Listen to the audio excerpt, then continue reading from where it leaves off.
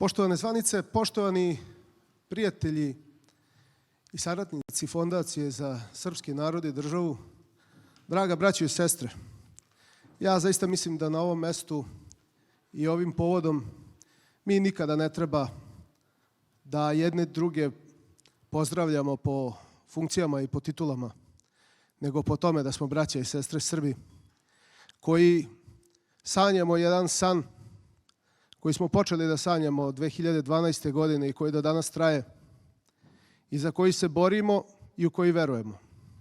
A to je san o snažnoj, modernoj, o večitoj Srbiji. Želim da vam se od srca zahvalim što ste danas došli u Sremske Karlovce, u srpski Sion, da zajedno pričamo i sanjamo, da se zajedno podsjetimo i vidimo šta je bilo od 1. do 3. maja 1848. godine i da zapamtite u svojim srcima i u svojim mislima da je ta baklja koja je tada upaljena ovde, da se ta baklja razgorava do današnjega dana, da je to neugasiva baklja i da mi moramo biti dužni tu baklju dalje pronositi. Želim od srca da pozdravim našeg domaćina rektora Jovana i da ga zamolim da vam se obrati.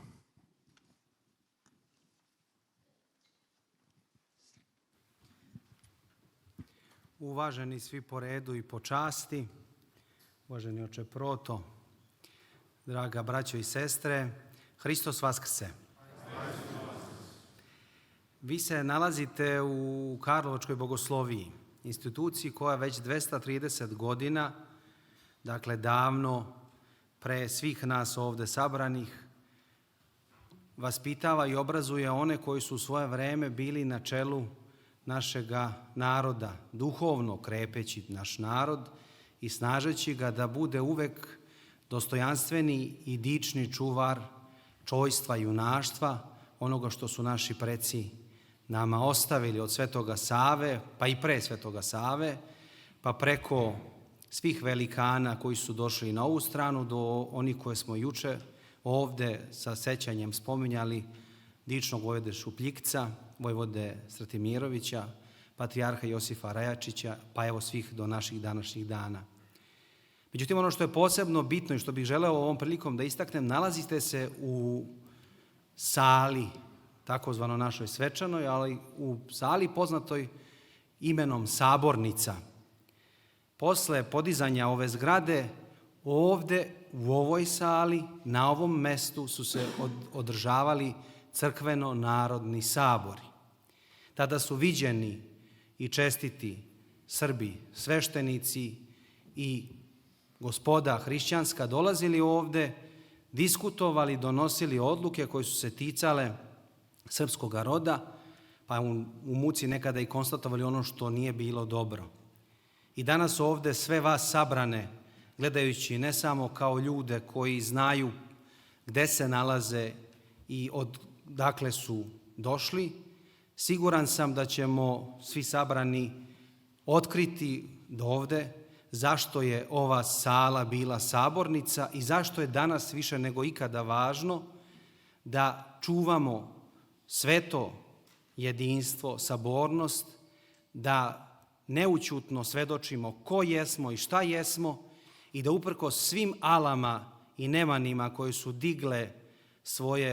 razvalile svoja usta i žvale na nas, kažemo da ćemo ostati tu gde jesmo i čuvati ono što su nam naši preci ostavili. U toj snazi i u toj radosti ja se još jednom zahvaljujem fondaciji koja je izvolela da evo mi budemo skromni domaćini, a radujem se i nadam se da će ovakvi susreti doprineti ne samo napretku ekonomskom, geopolitičkom i strateškom, nego pre svega onom unutrašnjem, duboko utkanom i izatkanom u svima nama, a to je duhovnom. Neka bi Bog po molitvama svih svetih dao snage da ovaj skup se završi ne sa znakom pitanja, nego sa uzvikom da znamo gde je srpska Vojvodina. Živeli.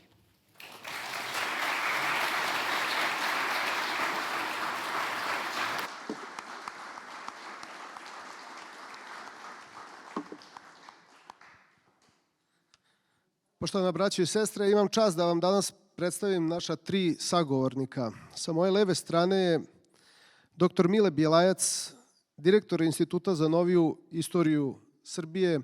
I ja volim da kažem, kada ga predstavljam, upoznao sam se sa doktorom Bjelajcem na jedan čudan način. Bili smo na jednom prijemu i kada sam ga ugledao, probudile su se neke moje stare dečačke sećanja na emisije koje je dr. Bjelajac radio na radioteleviziji Beograd početkom 90. godina. I budući da te emisije baš i nisu bile previše u aktualnom momentu puštane, tek negde 2000. godina ili početkom 2000. godina išla repriza emisije Jugoslavije u ratu 41-45. I onda sam prišao doktoru Bjelajcu i rekao sam: profesore, ja sam jedan od onih klinaca koji je bežao sa časova da bi gledao vaše emisije. I zato sa velikim ponosom u srcu mogu da predstavim jednog od naših najvećih živih historičara, doktora Bjelajca. Molim vas za aplauz.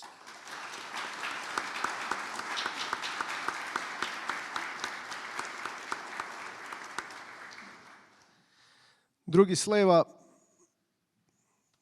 ima i opet film, može da nam posluži, nije što si im brat, ali si stvarno genije. Profesor Đurđev Petar. Slučajno moj kum. Slučajno čovjek koji je napisao ili učestvovao u pisanju više od 20 knjiga. Slučajno čovjek koji je svaki dan svim svojim srcem i svim bićem svojim na braniku srpstva na svim našim televizijama gde god ga pozovu. Slučajno čovjek koji je napisao preko 30 naučnih radova iz oblasti istorije.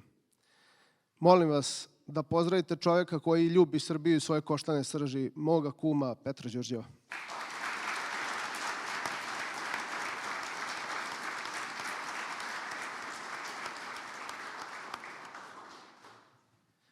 Kad se već vraćamo u detinjstvo i u snove o Srbiji i o našoj veri, onda je tu u toj razvojnoj fazi moje generacije nezaobilazna ličnost moj Čuružan. Čovek čija je duša nadkrilila sve one koji su imali problema i sa bolestima zavisnosti i koja se prostrla za naš narod i našu pastvu. Čovek koji 40 godina služi, čovek koga mi interno zovemo Padre, čovek koji je počasni građanin grada Novog Sada. Svi znamo iz Novog Sada ko je, oče moj, Branko Ćurčin.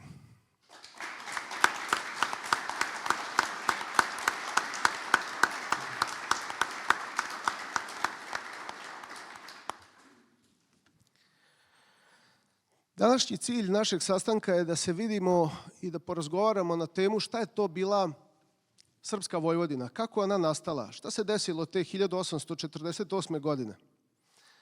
To ne možemo prozreti to ukoliko ne budemo bili u snazi da vidimo to što se tamo desilo. I naši sagovornici danas treba da nam pomognu da pogledamo i da progledamo i da shvatimo kakav je bio ambijent toga maja 1848. godine, neposredno pre toga, i koje su tekovine srpske Vojvodine. Profesore Bjelajac, ja vas molim da nam približite uzroke i posledice, odnosno pokretače revolucije 1848. godine. Da približimo našim gostima to evropsko vrenje koje se tada desilo, koje je iznedrilo mnoge tendencije od liberalizma preko socijalizma i ostalih tendencija industrializacije i velikih lomova u svim evropskim nacijama. U sklopu tih vrenja desila se i revolucija na našim prostorima. Pa vas molim da nam bliže pojasnite evropski kontekst tih dešavanja.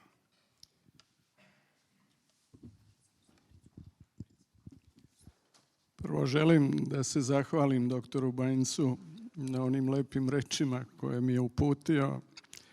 Ako sam ih zaslužio, uvek sam skeptičan prema toj činjenici i nadam se da ovih nekoliko reči koje ću progovoriti, mada nisam istoričar 19. veka u širem smislu, da ću ipak odgovoriti na vaše pitanje.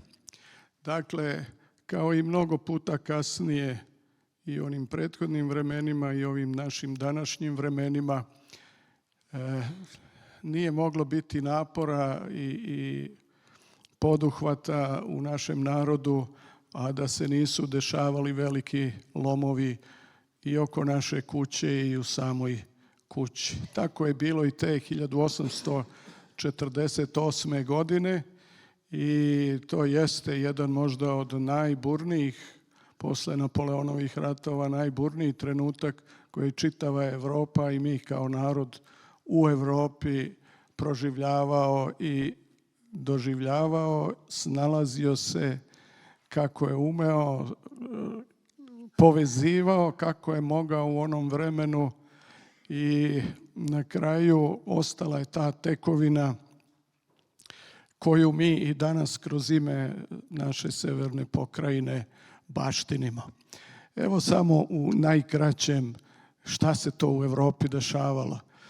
U Evropi je, kakvog slučaja, već 30. godine sa revolucijom u Francuskoj započela jedna revizija sistema konzervativnih koji su uspostavljeni posle sloma Napoleona 1815. godine takozvanim Bečkim mirom. Tada je sve ono što je donela Francuska revolucija, oni veliki principi bili su potisnuti donekle u stranu, izuzev građanskog zakonika koji je ipak uspeo, kao i ponegde Ustava koji se u nekim zemljama instalirao. To su bile zadnje rudimentarne ostaci onoga što je bilo veličina Napoleonovog vremena. Nisam apologeta ratnih operacija, osvajanja i tlačenja, ali bilo i tih. Sada dolazi ta 47. godina. Vidite, u Italiji Austrija nekadašnja kao baštinik venecijanskih nekadašnjih teritorija pritiska tu Italiju, pritiska Lombardiju, pritiska Toskanu, druge gradove i luke i dolazi već 47. do pobuna. Napuljsko kraljevstvo gde su na tronu oni koje je još Napoleon postavio i tamo se bune i možda prva buna ta u Palermu 1848. početkom januara je inicijalna kapisla, međutim tu je odmah Francuska buntovna i već krajem januara i u februaru imamo francusku buržoasku revoluciju, detroniziranje monarhije i uspostavljanje druge republike. Naravno, javljaju se svi oni liberali koji su čamili, da tako kažem, pola veka, nešto malo manje u samoj Francuskoj Evropi. Ministar Lamartine tada poručuje celoj Evropi: borit ćemo se za oslobođenje svih ugnjetenih i za oslobođenje svih onih koji su nepravedno u tom sistemu bili tlačeni. Evo, tu je odmah posle Francuske već Mađarska od 3. marta 1848. Neki međaš je govor Lajoša Košuta, a kasnije sledi buna u samoj Budimpešti 10 dana kasnije i šalje se prva delegacija u Beč na pregovore i cenkanja, ja bih rekao, sa Bečkim dvorom onog vremena. Ide Nemačka, to su zemlje i gradovi, traži se povratak Ustava, traži se velika nemačka skupština koja bi proglasila ujedinjenje nemačkih zemalja, uključujući i samu Austriju i njene nasledne zemlje. Centralna vlast u Beču ustankom studenata, ustankom buržoazije je paralizovana. Tamo reaguje dvor i njihov general Windischgrätz koji naređuje vojsci da puca na narod. I tada pada 50 žrtava, ali ne može se umiriti ni Beč, ni drugi gradovi u monarhiji i počinju ti pregovori. Morao je Metternich, tadašnji svemoćni kancelar, da da ostavku. Sve je to imalo odjeka, da ne nabrajam sad sve te zemlje. Buni se kasnije i Hrvatska kao reakcija na mađarski program, koji jeste program za ukidanje kmetstva, za povraćaj liberalnih sloboda, ali isto tako program koji ne obećava ništa dobro narodima koji nastanjuju ugarski deo. Šta će to reći? Mađarska prihvata i njeni prvaci liberalni prihvataju doktrinu jednog političkog naroda, jednog jezika u kome može eventualno samo da opstoji na jednom suženom prostoru hrvatsko državno pravo, odnosno već postignuta autonomija. Postoji pretenzije da se onaj deo Vojne krajine koji je pod komandom dvora direktno, da se priključi ugarskim delovima. Dakle, Srbi jesu u tom vremenu za ono što se nudi, za oslobađanje od tih nametnutih obaveza, bilo krajiških, bilo feudalnih, ali ne žele da se odreknu svog identiteta, svoje vere, svojih nekadašnjih privilegija koje su postepeno bile dovođene u pitanje, ukidane, manipulisane i tako dalje. Srbima se uvek obećavalo kad je bila iznudica Austrijskog carstva ili Mađarske kraljevine, a kad ta vremena minu, onda se polako išlo na ono što bi mi modernim jezikom rekli asimilacija, oduzimanje onih privilegija i prava. Dakle, ono što će nastati kao reakcija ovde u ovome što poznamo danas kao pokrajina, znači to je i delovi Vojne krajine i delovi Srba u Bačkoj, u Baranji, pa i onome užem prostoru Mađarske, u Banatu i na onim delovima koje su pod Banovinom Hrvatskom. Dakle, sve je to uzavrelo, primećuje se paraliza bivših vlasti i kreće se na izgradnju onoga što su domaće i lokalne i centralne vlasti koje će preuzeti, ako mogu slobodno da kažem, i pregovore sa Bečom i pregovore sa Mađarima i voditi u saglasju sa malom kneževinom Srbijom, pa čak i sa Njegošem na Malom Cetinju i Maloj Crnoj Gori onog vremena jednu koordinaciju u cilju zajedničkog oslobođenja ili vraćanja na one privilegije koje je srpski narod imao. Dakle, da zaključim, dakle, bio je to jedan evropski, možda najburniji trenutak, ako izuzmemo neke ratove, najburniji trenutak evropske istorije u kojoj se srpski narod aktivno postavio.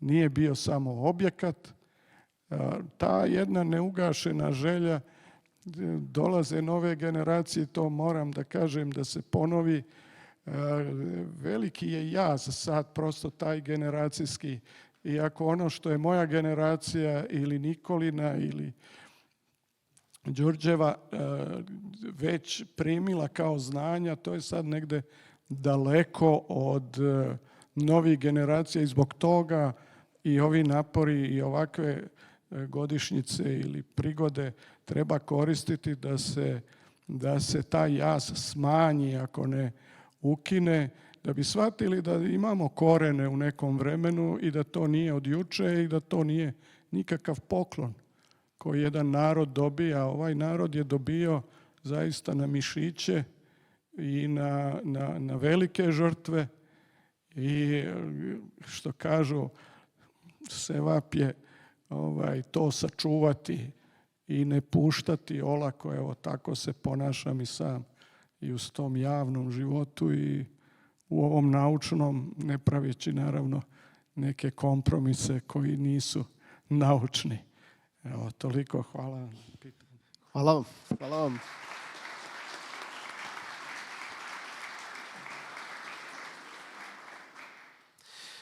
Možemo dakle zaključiti, profesore, da je u Evropi tada 1848. godine vladala jedna atmosfera jedne potpune nervoze, jedne dezorijentacije, buna na svakom koraku. Počinju se spominjati sada i radnička prava, socijalističke ideje. Te 1848. godine se piše i manifest komunističke partije. Velike tehnološke promene u industriji stvaraju dodatnu nervozu među zaposlenim radnicima koji usled pojave mašina počinju da budu nepotrebni za industrijsku proizvodnju, što stvara ogromne grupe takozvanog lumper proletarijata po gradovima. Hrana je užasno skupa, u Škotskoj vlada glad.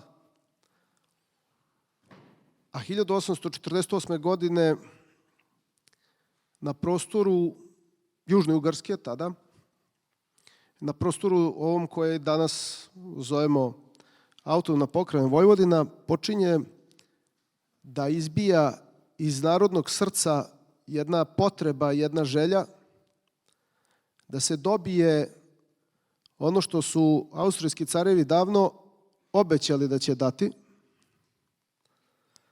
pa su gazili to što su obećali. Ali prvo i pre svega počinje da se javlja jedna borba da se Srbin može koristiti svojom verom i svojim imenom. Da je njegova osnovna ideja, osnovna intencija da dobije svoju samostalnu crkvu, svoje obrazovanje, svoju školu i, pored toga, teritorijalno određenje na prostoru Austrijskog carstva. Gospodine Đurđev, 1848. dočarajte nam iz vašeg srca stanje u Južnoj Ugarskoj srpskog življa i tu eksploziju nacionalne želje za ujedinjenjem sa Srbijom na Majskoj skupštini 1848. Pre svega, dobar dan svima. Da se zahvalim prevashodno Fondaciji za srpski narod i državu na pozivu za učešće u ovoj panel diskusiji, da se zahvalim doktoru Banjcu na prevashodno lepim rečima na uvodu, kao i na ovom pitanju. Mi sad svojom maštom treba da se vinemo u ne tako davna vremena, u 1848. godinu, ponovo u ove Sremske Karlovce i da zamislimo šta je nagnalo vođstvo tadašnjih Srba da zaokruže svoj politički program koji je trebao da se kruniše formiranjem jedne nove autonomne teritorije, to je Krunovine, koje se zvalo Vojvodstvo Srbija. Jer vojvodstvo bez onog nastavka Srbija i nema neko značenje. Šta znači carevina ako ne znamo da je ruska carevina? Ako kažemo vojvodstvo, a ne znamo da je srpsko, znači tu imamo jedan problem. To je bilo vreme uzavrelih nacionalnih strasti, to je bilo vreme kada su Srbi pokušali da odbrane ono što su smatrali da je njihovo. Mi često imamo jedan problem u našoj samospoznaji kada govorimo o prošlosti ovostranog srpstva, jer polazimo od ove slike koja se nalazi ovde na zidu od Paje Jovanovića koja govori se oba Srba. Međutim, mi ako uzmemo turske deftere kao autentične istorijske izvore koje govore ko je živao na ovim prostorima, vidjet ćemo manje više da su ovde isključivo živeli Srbi. To govorimo od vremena 16. veka, 17. veka, 18. vek, kada dolaze prvi popisi koje je radila Austrija, vidjet ćemo da stanovništvo u Bačkoj, Banatu i Srbi i u Sremu su preko 90% bili Srbi. Tako da su Srbi sebe prevashodno percipirali kao starosedeocima ovih krajeva. Oni koji su na oštrici mača oslobodili ove teritorije od Osmanske carevine, na druge narode su gledali kao došljake koji su došli u njihovu sredinu, imali su svoj ugovor, kako ja često volim da kažem, sa Evropom tada, odnosno sa Austrijskom carevinom, gde su definisali ono što je njima najvažnije, a to jeste bilo veliki uspeh da u zemlji rimokatoličkih apostolskih careva Srbi budu oslobođeni od plaćanja desetka prema rimokatoličkoj crkvi, da imaju pravo da biraju svog patrijarha, da slave svoje svece, da zadrže stari kalendar, da osnivaju svoje škole, ono što je u to vreme bilo branjeno drugim narodima koji su bili drugačije ove vere. Naprimer, Nemci protestanti ili Mađari protestanti takve privilegije nisu uživali. To je zaista bilo ogromno i veliko. Tako da u to vreme simbioza između duhovne i nacionalne ideje bila identična i to je omogućilo na osnovu tih privilegija i formiranje građanske klase koja je u roku od jednog veka uspela da prihvati sve tendencije Evrope i uobliči program srpski polovinom 19. veka sa duhom i tradicijom vremena. Jer kao što mi sad ovde sedimo i pričamo o Majskoj skupštini, tako su nekada mudre glave srpskog naroda sedele i prvo su pitali pa kako mi da nazovemo tu novu teritoriju? Sećajući se na slavu Brankovićevskih teritorija, pa rekli su da mi vratimo našu despotovinu. Ali kako nazvati despotovinu kad je u to vreme despotovina kao simbol postala izlizana? Jer u to vreme autokratskih režima u brojnim evropskim carevinama i kraljevinama i titula despot ne može da se više koristi. Potrošen politički simbol. Onda čitajući privilegije koji su Srbi za svoje ratne zasluge dobili od austrijskih careva, pronašli su odredbu koja kaže da Srbi imaju pravo na vojvodu. Ako imaju pravo na vojvodu, onda imaju pravo na vojvodstvo. I upravo zbog jednog zaista uskogrudnog nacionalnog programa koji je zaživeo u Budimpešti, a za nas veoma značajan i dan danas, jer ovo što je govorio uvaženi profesor dr. Bjelajac, ideja o diplomatičkom narodu nije ostala rezervisana samo na političku Peštu. Ona se prenela u Zagreb i od tada je krenula takva jedna ideja, potiranje srpske ideje i srpskog naciona, sem ako nije u službi hrvatske nacionalne ideje, a to se mislilo naravno da se vratimo na tadašnju Mađarsku, da je to jedini nacionalni program koji može da obezbedi opstanak Mađarske. Čuveni baron Jozef Etveš 1836. godine već je definisao ideju u diplomatičkom narodu koja kaže, kao što je rekao uvaženi profesor, svi u državi moraju biti diplomatički Mađari. Kod kuće možete da budete šta hoćete, ali jezik, administracija, škola, pa čak administracija u crkvama mora biti na mađarskom jeziku. Tako kad su počeli buntovni događaji kod nas, prvo što se dešavalo, narod se okupljao oko svojih parohijskih ili sabornih hramova i palili su matrikule, odnosno matične knjige koje su morali da vode na mađarskom jeziku, jer su smatrali da je to duboko gaženje njihovih jezičkih i nacionalnih prava. Tako je počelo i u Novom Sadu. Sad, kao što smo rekli, imamo jedan zaista uzak nacionalni program koji su napravili mađarski revolucionari. Zašto? U strahu da sačuvaju svoju ideju o velikoj srednjevekovnoj mađarskoj državi od 64 županije. Jer pazite, ako se Srbima daju prava, postavit će se pitanje Ukrajinaca, Poljaka, Rumuna, to će dovesti do dezintegracije tadašnje Mađarske. Zbog čega se čvrsto stalo na ideju formiranje mađarske diplomatičke nacije. A odakle je ideja došla? Iz Sjedinjenih Američkih Država. Oni su smatrali ako se preuzme taj jedan koncept američke nacije, da će svi moći da prihvate takvu jednu nacionalnu ideju. A naš čuveni pesnik, a to slabo znamo, bio je i izuzetan političar Laza Kostić, u jednoj interpelaciji na ugarskom parlamentu koji se tada održavao u Požunu, odnosno u današnjoj Bratislavi, on je rekao, možemo mi da prihvatimo tu ideju, ali vi prvo nama dajte prava koje imaju ljudi u Americi, pa onda možemo tek da pričamo. Sad, dolazimo do same Majske skupštine, što je bilo pitanje gospodina Banjca. Izvinjam se, na ovom mestu jedna kratka upadica. Mislim da će i našim slušalcima i gledateljima biti bolje da imamo interaktivnu jednu komunikaciju.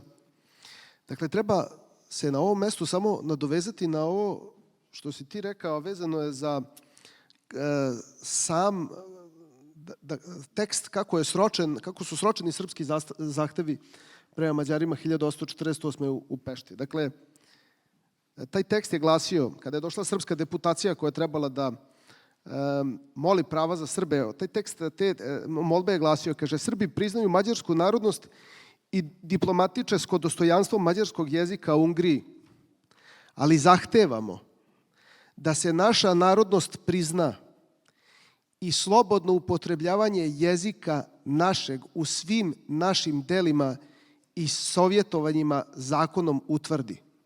Kralju vernost, otečestvu svaku žrtvu, Mađarima bratsku ljubav. Sad tu da dopunimo. Imamo dva politička centra pred 1848. godinu. I tu ćemo vidjeti stratifikaciju srpskog naroda.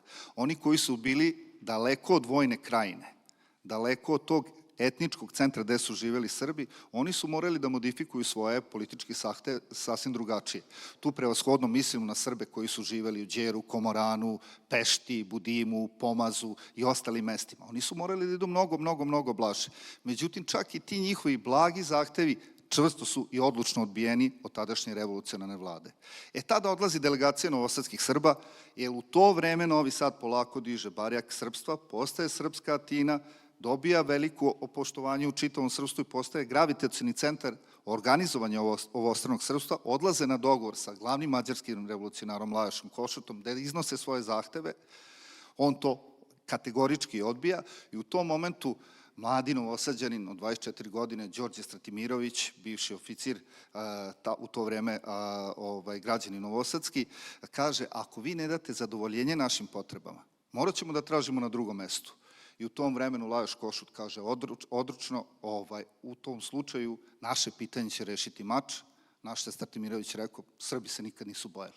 I tad kreće organizacija za Majsku skupštinu. Sad šta je interesantno? Dolazi do niza pokreta po svim gradovima tadašnje Bačke i Banata, ili izbijaju i socijalni zahtevi u prvo planu. Ljudi napadaju vlastelinska imanja, pljačkaju državnu imovinu i u tom vremenu mađarska vlada, da bi završila i zaustavila taj spontani pokret, šalju Petra Čarnojevića kao vladinog komesara.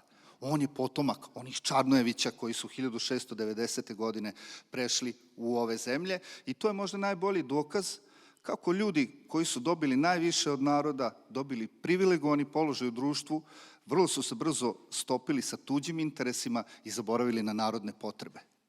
Neću da povlačim paralele, ali i dan danas možemo videti jednu tu kategoriju koja se dešava u okviru našeg naroda, da jednostavno ljudi napuštaju tu ideju narodnog jedinstva i zaboravljaju šta znači služiti državi, služiti Srbiji. I eto, to je istorijska, gotovo neverovatna stvar, da poslednji Čarnojević je počeo da pravi pokretne sudove po Bačkoj i Banatu, da veša Srbe zato što su se dizali za svoja autonomna prava. To je onako neverovatno. Petar Čarnojević isti ne da se održi sabor u Novom Sadu, zbog čega je rešeno da upravo u ovom dvorištu, to je centralnom gradskom trgu, se odigra ta velika majska skupština. I sad zamislite, danas Karlovci imaju negde 8.000 ljudi. U to vreme u Karlovce se slilo preko 12.000 ljudi. Ja ne znam gde su ti ljudi mogli da prespavaju, šta su mogli da pojedu. Međutim, to opet najbolje ilustruje kako je čitav narod to prihvatio kao veliki nacionalni zadatak i da su gledali da pomognu svima. Od tih 12.000 ljudi, 2.000 ljudi je bilo iz Kneževine Srbije, došlo je ljudi iz tadašnje Bosne, kao i iz Kneževine Crne Gore i tada je trebalo se definiše taj nacionalni plan. 1. maja po starom kalendaru, u to vreme postoje jedan veliki građevinski materijal, to je ogromno brdo peska koje se nalazilo do Saborne crkve. Okupio se narod, tražili su posle službe da se donese rešenje ko će biti vojvoda, da se obnovi dostojanstvo patrijarha, međutim kad je izašao mitropolit Rajačić, evo ga ovde na zidu, on kad je video taj silni narod na pesku, on se uplašio da ne dođe do neke katastrofe. I onda je on poručio narodu, sve što se zida na pesku nema dobar temelj, ajmo prema porti crkve. I tu su se okupili, postavilo se pitanje koga žele za Vojvodinu, za vojvodu Novog Vojvodstva. Izvikan je vojvoda Stefan Šupljikac, u to vreme veoma poznati oficir koji se nalazi na ratištu u Italiji. Tumačeći privilegije, obnovljena je Patrijaršija Srpska i to su bile odluke koje su donete taj prvi dan. To je bila subota. Nedelja, služba Božija, nisu se zasedali i u ponedeljak na zgradi današnjeg magistrata, taj balkon i još dalje postoji, doneta je odluka o formiranju Vojvodstva Srbije, to je Vojvodine Srbije, u čiju teritoriju su trebali da uđu Srem sa vojnom krajinom, Bačka sa vojnom krajinom, Banat sa vojnom krajinom i dve privilegovane oblasti koje su postojale, a to je Potinski krunski distrikt i Velikokikinski krunski distrikt. I to najbolje govori koliko je u to vreme naš narod živeo u razjedinjenim državnim sistemima. Imamo jedan deo ljudi koji žive u Banatu i u Bačkoj na vlastelinskoj zemlji. Imamo jedan deo stanovništva koji živi u slobodnim kraljevskim gradovima. Tu mislimo na Sombor, Novi Sad i Suboticu, a slobodni kraljevski gradovi su u to vreme bili male države. Čak su imali pravo da izvršavaju smrtne kazne i da naplaćuju svoje poreze. Pa Pa onda imamo jedan deo ljudi koji su živeli u te privilegovane dve civilne oblasti, Potijski krunski distrikt i Velikokikinski krunski distrikt. To nastaje kao odgovor Austrijanaca da spreče dalje iseljavanje Srba u Rusiju koje se desilo polovinom 18. veka. I onda imamo taj deo koji će omogućiti da opstane srpski pokret u 1848. godini, a to je vojna krajina. Bez stanovništva koje je sviklo na težak život vojničke discipline, bez teritorije koje su imale ogromne arsenale oružja i naravno oficire, što jeste ključno, srpski pokret ne bi mogao da opstane. I upravo vojna krajina bila ta gvozdena pesnica koja je dala jačinu političkim zahtevima Srba tog vremena. Jer pazite, u to vreme kad su u Pešti raspravljao o revoluciji, kažu možemo ići protiv Srba, ali to može da okrene 100.000 graničara protiv nas. Šta ćemo onda? Ali takva je situacija bila da jednostavno i ovi minimalni zahtevi koji su Srbi definisali i u martu mesecu su morali da se izrode u maju u ovu jednu svečanu narodnu deklaraciju gde su Srbi proglasili svoju autonomnu oblast u cilju zaštite svoje narodnosti. I to nisu bili prvi zahtevi. Već na Saboru u Baji 1694. godine prvi put čujemo da Srbi žele posebnu oblast za sebe, pa opet u Karlovcima 1713. i na čuvenom Temišvarskom saboru 1790. godine gde Srbi traže za sebe teritoriju koja bi obuhvatila Banat od Zrenjanina i Vršca do Karansebeša u današnjoj Rumuniji. Međutim, naravno, Austrijanci to nikada nisu hteli da daju, više su želeli da Srbi žive pomešani sa drugim narodima, kako ne bi imali silinu da formulišu svoje političke zahteve i da krenu ono što su svi očekivali, a to je nacionalno oslobođenje. Tako da Majska skupština jeste bila obavijena jednom gotovo čarolijom, jednim ogromnim zanosom. I ja kada pravim paralele sa revolucijom 1848. godine, ona me nekako najviše podsjeća na događaje iz 90. godina. Narod je stao, želeo da se brani, ogroman pritisak iz polja, iz inutra, matica pomaže svoj narod sa druge strane i možda da smo bolje učili ovu revoluciju 48. 49. godine, možda bismo imali i neke bolje predznanja i za ono što nam se dešavalo 90. godina, ali ključno pitanje ostaje zašto mi ništa ne znamo o tome? Zašto mi nikad ništa nismo učili o tome? Zato što je Karl Marks Srbe proglasio kontrarevolucionarnim u tom vremenu. Znači nešto što je bilo katastrofalno u viđenju socijalističke misli. Jer Karl Marks je video Srbe kao oružje Bečkog dvora koje je srušio Mađarsku revoluciju. I to je prouzrokovalo da su se srpski istoričari malo bavili ovom temom, a time smo izgubili osnovnu bit i osnovnu nit koja je dovela do toga da se ovi krajevi 1918. godine slobodnom voljom prisajedine Kraljevini Srbije. Hvala.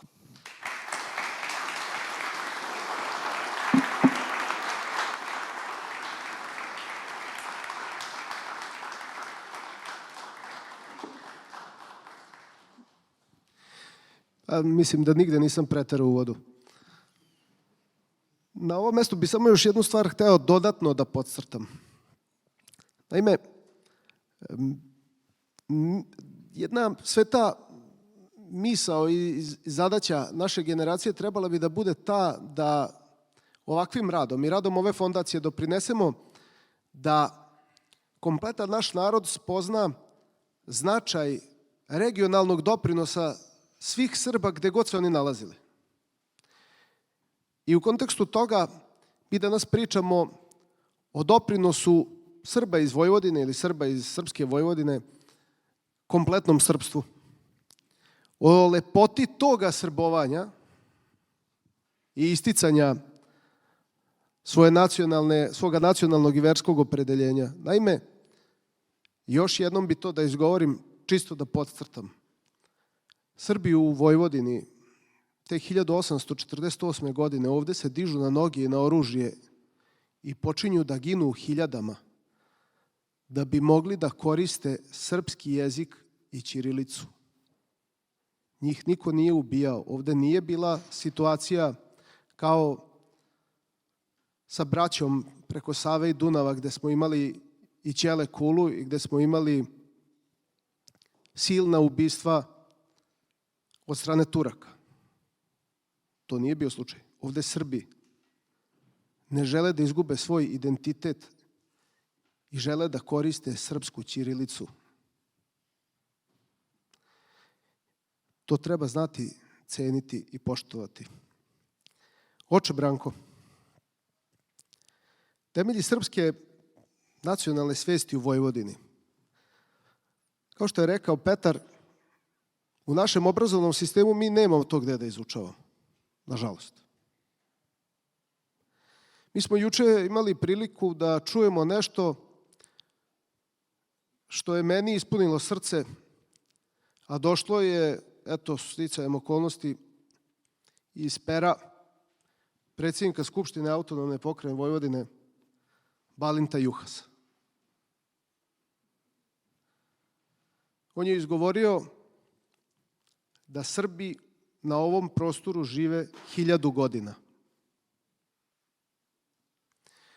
Znači, ne od 1699. godine, ne od Velike Seobe, ne od Čarnojevića, kako nas germanska istorijska škola pokušava učiti vekovima, nego da Srbi na ovom prostoru žive 1000 godina. Jako velika rečenica.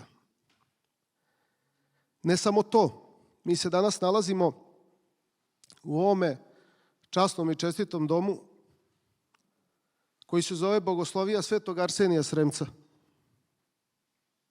Malo je i premalo nas Srba ili onih Srba koji znaju da je Arsenije Sremac drugi srpski arhijepiskop koji je nasledio na tronu Svetoga Savu, a da je rodom, kako mu i samo ime kaže, iz Srema, odnosno iz Slankamena.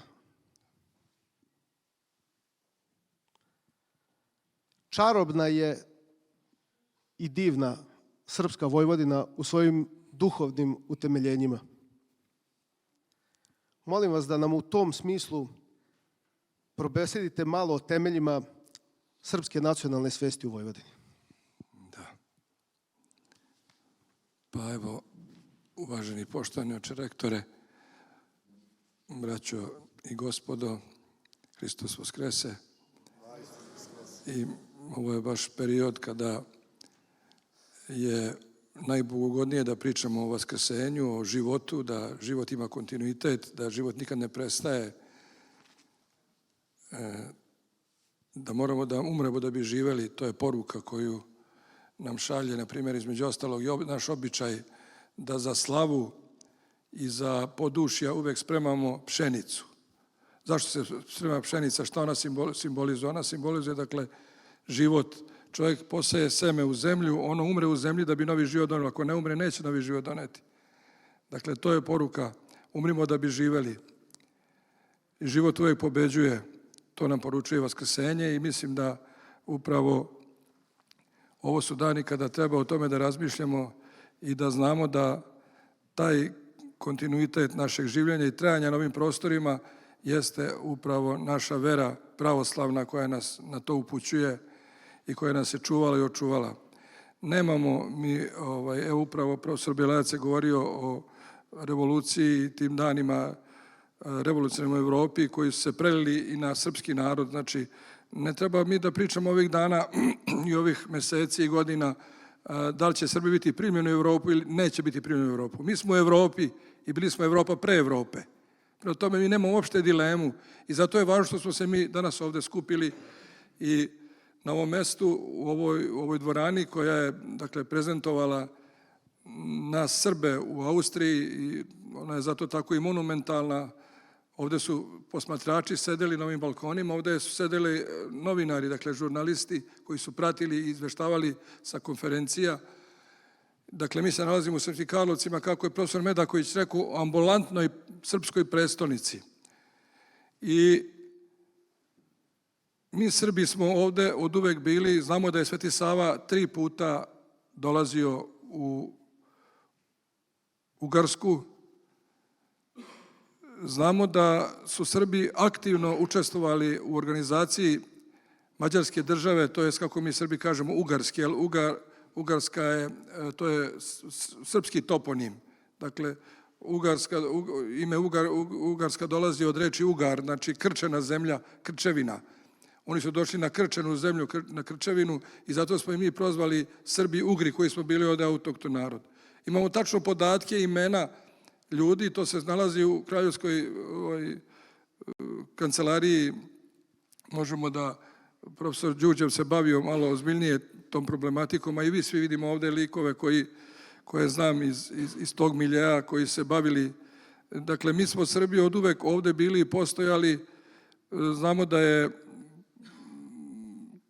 bilo, da je Sveti Sava kad je došao ovde, on je organizovao eparhije mnoge.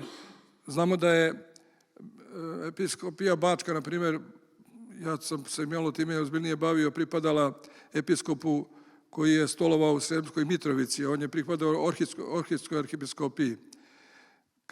Kad su Mađari došli ovde, Bačkom je, na primjer, vladali su Bugari.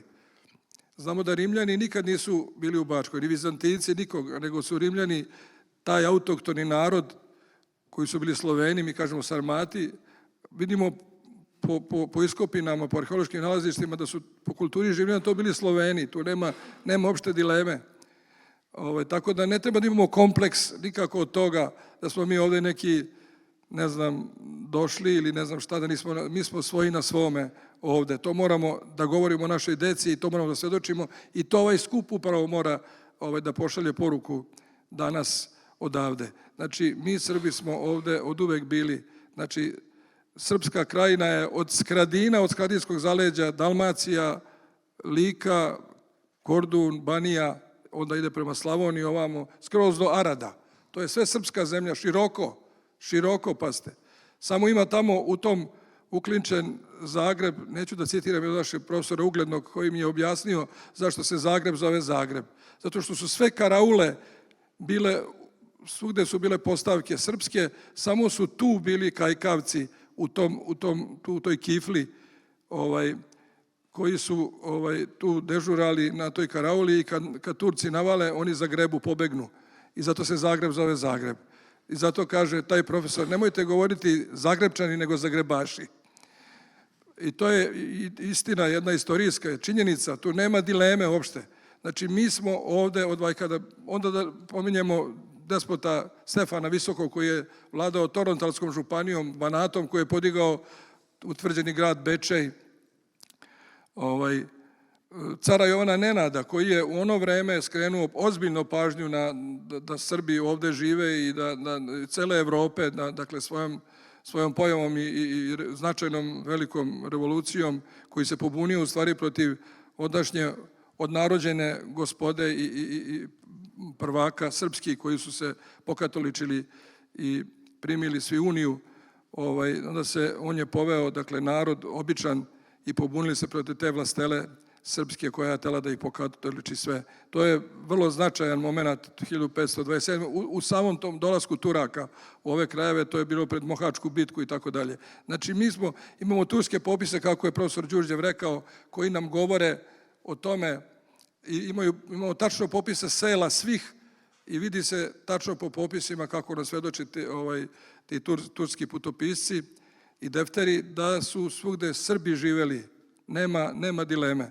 Kasnije znamo da su Srbi, dakle, tu učestvovali i kažem da su bili taj, da kažemo, odbrambeni zid, ta krajina, jel te, branik i ta tampon zona između katoličke Evrope i islamskog istoka i Turske imperije.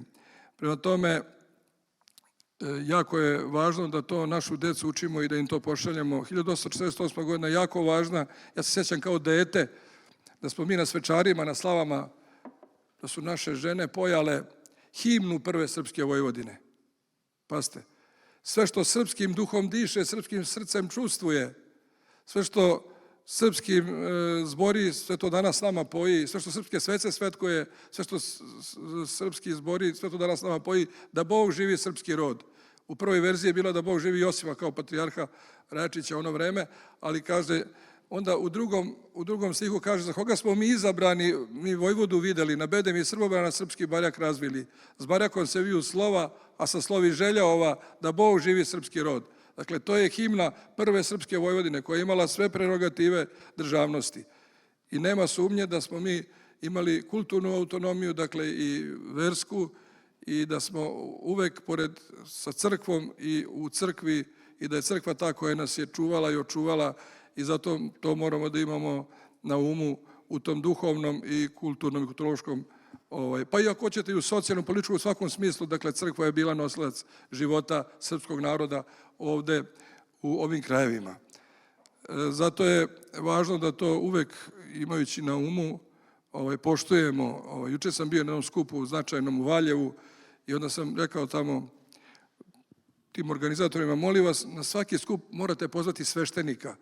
Jer pazite, kad je tu prisutan sveštenik, onda to ima jednu ozbiljnost, to ima jednu težinu, taj skup i onda ljudi možda što bi rekli nešto, malo se ipak, što bi kazali kod nas, brenzaju, ipak je tu sveštenik. Tako da je važno da se čuje, kažem, i glas crkve i moramo poštovati i našu crkvu koja je, kažem, u tim svim ključnim momentima bila nosilac života našeg naroda i čuva identiteta.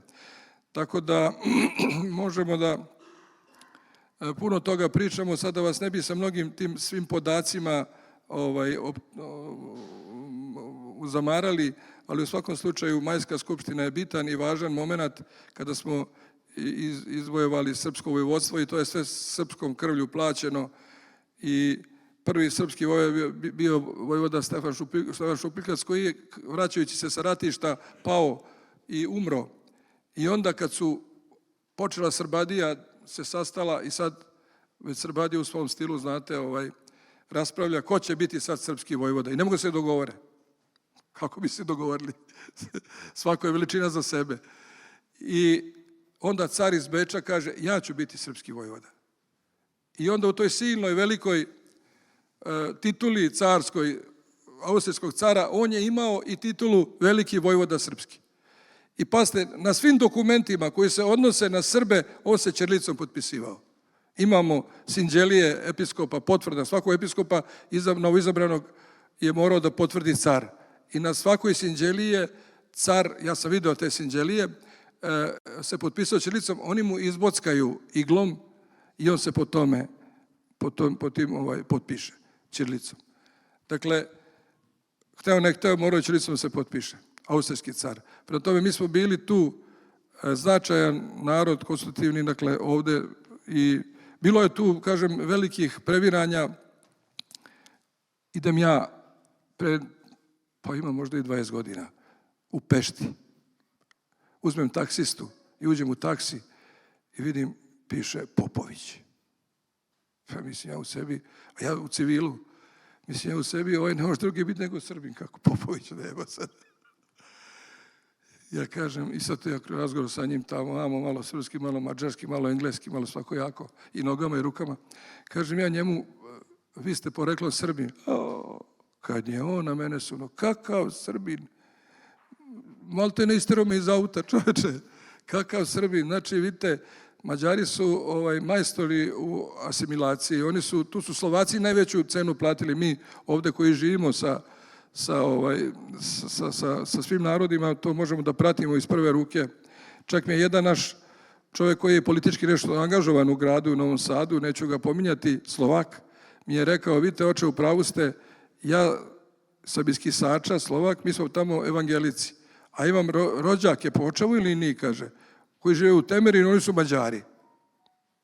Znači, svi Slovaci koji nisu bili evangelici u Vojvodini današnjoj su pomađareni i oni to znaju, to se vidi i po njihovim imenima i njihovim prezimenima, jel te? I oni to imaju negde u pamćenju svome, to nije bilo tako ni davno. Tako da,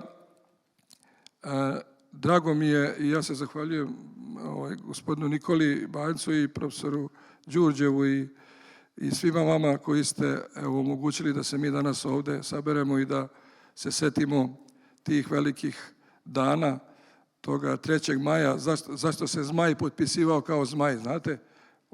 To je 3. maj, Z je kao broj 3. Zato je Zmaj uzeo to kao svoj pseudonim. Tako da tu ima sad mnogo toga da se priča. Mogli bi da pričamo o Srbobranu, o srpskoj Sparti, tako je narod i zvao Srbobran, pošto je Novi Sad bio srpska Atina, Srbobran bio srpska Sparta, opravdano, dakle sve te borbe koje su se dešavale tamo, to je bilo čitavo od proleća do tamo do Krstovdana, do Male Gospojine, tu su bile žestoke borbe, oni su pokušavali da Srbe uguše tu pobunu Srba koji su želeli, dakle, svoju slobodu i to su, dakle, od Srbobana posle se to razvilo sve kroz čitavu Bačku, a onda i na Šajkašku, pošto je Šajkaška imala poseban status u odnosu na ostale teritorije, ona je bila distrikt, dakle, ona je bila direktno počinjena caru i carskoj upravi.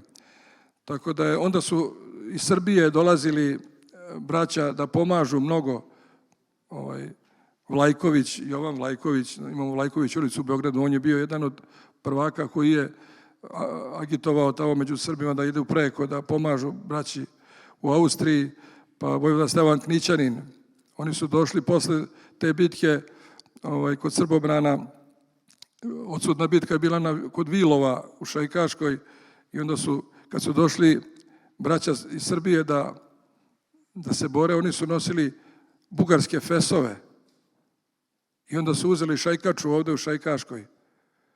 Ona je bila radna kapa ondašnjih Šajkaša, dakle graničara, i onda su oni uzeli Šajkaču i odneli je u Srbiju, tamo je sačuvana i sad je to naša nacionalna kapa, a ovde se izgubila. Tako da je Šajkača nastala ovde u Vojvodini u Šajkaškoj. Ovde je nastao u Fruškogorskim manastirima kult Svetoga Save, onako kako mi danas slavimo. Znate, u Karlovačkoj mitropoliji Sveti Sava kao školska slava je nastao ovde, upravo ovde, u ovoj sali. Kosovski boj i kosovski mit i to je sve nastalo ovde, nema sumnje. Zato nek je blagosloveno ovo naše sabranje danas ovde i radujem se i pozdravljam i čestitam naš jubilej Majske skupštine. Hvala svima vama koji ste ovo organizovali.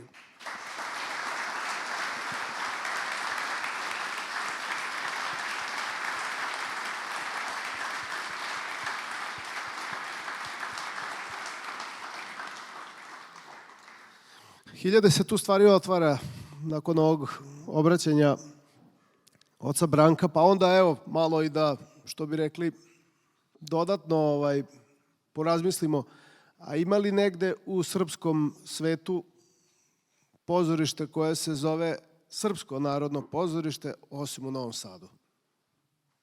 Ne. Negde drugde je jugoslovensko. Dobro, da ne bude da ja sad... Ima li negde drugde mesto koje se zove Srbobran nego ovde? Nema. Ali u kontekstu toga, iz mog srca je jedna molba prema vama da shvatite koliko je to života plaćeno i koliko je krvi za to proliveno.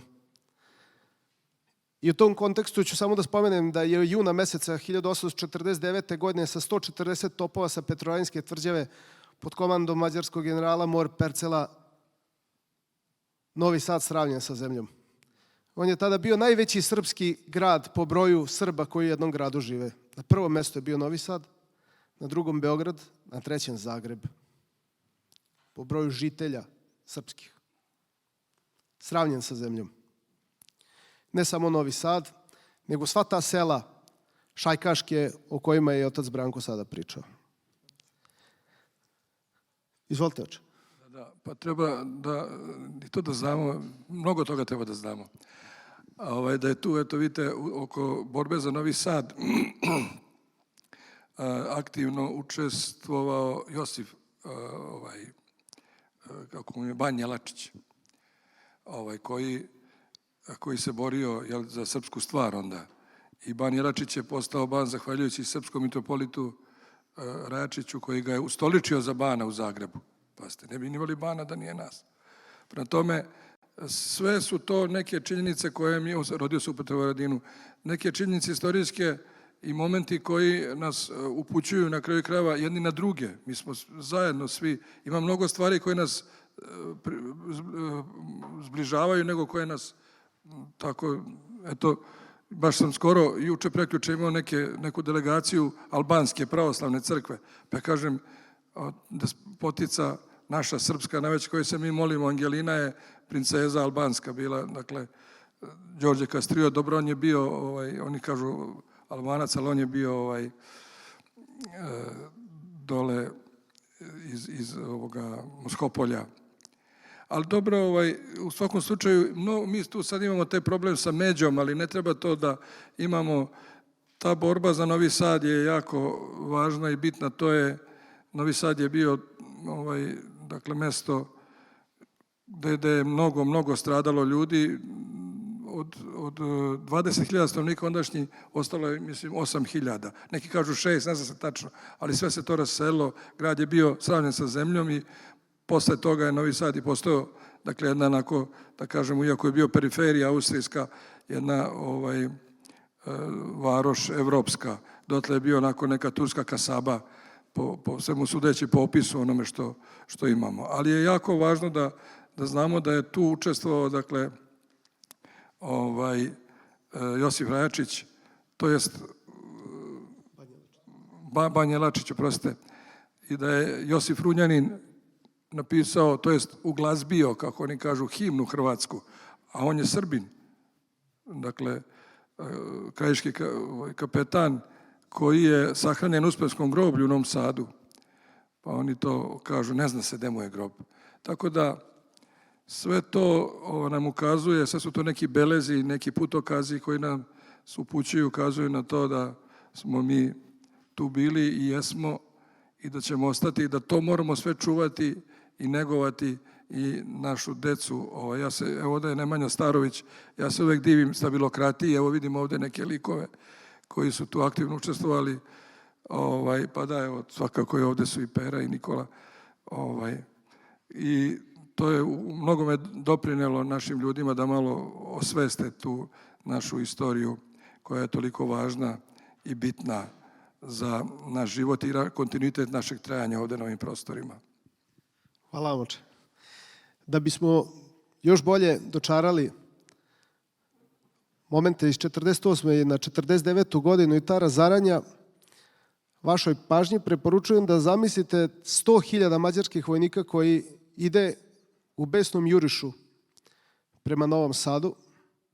Izbeglice se sklanjaju u Srem, a sa Srema je jedno poznato ime sa ovog ovde brega Čerata, odavde preko Dunava gleda jedan strašan prizor.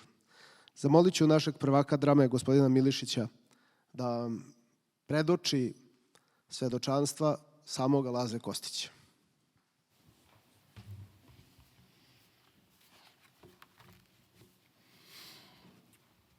Evo, Laza Kostić se na ovaj način prisjećao upada Percelovih vojnika u Šajkašku i paljenja njegovog rodnog Kovilja. Uskoro moralo se bežati. Spremiše karuce, upregoše 4 konja. Moja me sestra uze za ruku, sedo smo u karuce, pa teraj. Dođo smo u Karlovce. Sutradan, evo i majke, naskoro dođe i ujka koji ostade poslednji da spase što se može. Jedanak puče glas, gori Kovilj. Moja sestra potrča na breg sa koga se preko Dunava moglo dobro videti naše selo. Pođem i ja za njom. Nad selom se povija gusti dim, a iz dima suču plamenovi. Dim sve širi i gušći. Valja se s leva na desno kao plamen da trči pred njim. Ja sam gledao neprestance, no bez ikakvog straha. Otprilike kao što bih sada gledao kakav lepo i veličanstveno spremen umetnički oganj, kakav fajerverk. No sad, evo, buknu plamen mnogo više, a pokuljaše dimovi daleko gušći, silniji, čas ugasitiji, crnji, čas opet svetliji, no pre. Jao, to je naša kuća, viknu moja sestra. I zaista to je bila naša kuća. Naše staje i koševi, vrškom puni žita i razne druge hrane, naši ambari puni duvana složenog u denjkovima, kao što ni u jedne druge kuće u selu ne beše. Jao, naša kuća, jao dobro naše, eto propade, izgori, jao lele mene. Eto tako naricaše moja sestra i ostade gorko plakati.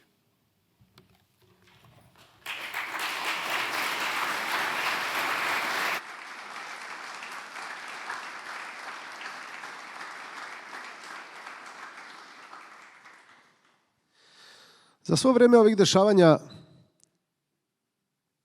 pogled Srba sa ove strane Save i Dunava bio je uprt prema braći sa druge strane obale. I nije tu bilo nikakve dileme. Danas pričaju zašto je izgled tradicionalnog grba ili zastave Srpske Vojvodine koji je svečano vraćen u upotrebu 2016. godine takvog izgleda. Pa zato što je to bio grb i zastava Srpske kneževine. Nije tu bilo dileme. Nije bilo dileme kako će se ta Vojvodovina zvati. Zvaće se Vojvodovina Srbija, odnosno Srpska Vojvodovina. I nema ni dileme kakav će grb da bude, bit će to grb Srpske kneževine. Jer se odavde sanjao san o prisajedinjenju koji će se ostvariti u novembru mesecu 1918. godine. Profesore Bjelajac, da li možete malo da nam dodatno pojasnite stav Kneževine Srbije i one čete dobrovoljaca koje su se javile da zajedno ovde sa Srbima iz Vojvodine brane srpska sela i gradove, koji su ginuli rame uz rame sa domaćim stanovništvom kako bi očuvali Srpsku Vojvodinu 1848-49. godine. I kakav je bio, koje su sve slavne ličnosti u Kneževini Srbiji u tim teškim okolnostima gde je turski garnizon i dalje u sedištu Beograda, u Beogradskoj tvrđavi, koje su pomagale i na koji način srpski pokret 48-49. Evo, malo je začuđujuće ako se zamisli da je u svim glavnim varošima, uključujući Beograd, znači i Pančevo, odnosno Smederevo, Požarevac i tako dalje, svuda su turski garnizoni. Ta mala vazalna, još uvek kočoperna kneževina, tada pod knezom Aleksandrom Karađorđevićem, ima svoju vladu Stojana Simića, ima svog nama čuvenog ministra Garašanina, koji je čak, pominjan i na ovom Haškom sudu, gde nam se sudila istorija i ta ideja velike Srbije, kako su insinuirali u to vreme. Dakle, to je ta mala Srbija koja gleda preko Dunava, koja je de facto odvojena jedino tim Dunavom, Savom i Drinom od ostalog ondašnjeg srpskog sveta. I tu, moram da kažem, ne nastaje sve 1848. godine. Da podsjetim da je taj odnos još iz vremena kneza Miloša sa braćom preko Save i Dunava. Isto tako sa onima koji su u Zagrebu. Podsjetimo Ilirski pokret u kome učestvuju i Srbi, koji je možda nezasluženo pripisan u novijoj historiografiji isključivo hrvatskom faktoru. Ne može, podsjećam, koristim priliku, kada je Ljudevit Gaj primao kritike zbog čega je uzeto štokavsko narječje za novi tamošnji ilirski, eufemistički nazvano, književni jezik. Pa on se branio govoreći naša slavonska braća ne bi mogla da prihvate drugi. Ako su bili slavonska braća, da li oni koji su već pali pod uniju, pa čak i postali katolici, i oni koji su, kako se tada govorilo, ostali u staroj vjeri ili veri. Podsjećam, krajem 16. veka, gde je bila prva velika unija? Od Balatona do Varaždina, Križevaca, to je Varaždinski generalat. To je ubeležena prva, najveća i najmasovnija unija. Kad pređu feudalci, naše srpske velmože, i postanu baroni ili već koju austrijsku titulu su dobijali, a biskupi postaju, odnosno već koga ranga, naše sveštenstvo postaje biskupi unije, pa naniže. Dakle, šta ostaje prostom narodu? Tako je ta neka sudbina bila, niko nije tada mislio da će to biti zadnja reč u istoriji, da će otići u nešto drugo. I zato je to nauk šta znači kad izgubimo svoju zemlju, ili ostaje da selimo, ili ostaje da... A kako se razmišljalo u Beogradu? Beograd je preko Ljudevita Gaja i njihovog izaslanika već saznao da se sprema buna i u Hrvatskoj i da će biti otpor već u martu 1848. godine. I svi ondašnji ugledni ljudi, bilo da su poreklom iz Dalmacije ili Srbije ili sam knez Aleksandar, oni već počinju kontakte sa Srbima iz preka i počinju te konsultacije. I kako se postaviti. I Matija Ban i Stojan Simić i naravno Garašani. I svi oni savjetuju nešto što bi mi koji se bavimo odnosom vojske i diplomatije kao faktora ove poslednje, i tada se savjetovalo u onoj kojoj smo pominjali već ovde, evropskoj situaciji, mora se osloniti ne samo na političko, nego i na vojno.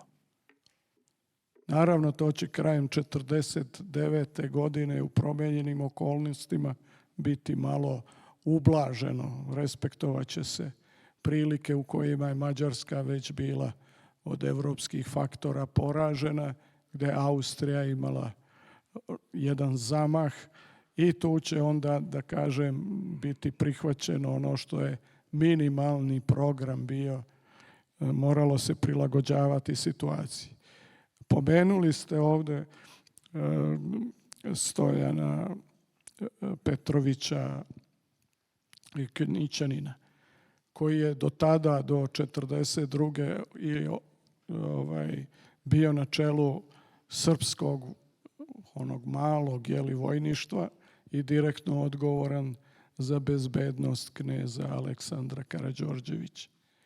On se stavio na čelo srpskih dobrovoljaca, oko 3000 ljudi iz Srbije je učestvovalo u tim borbama.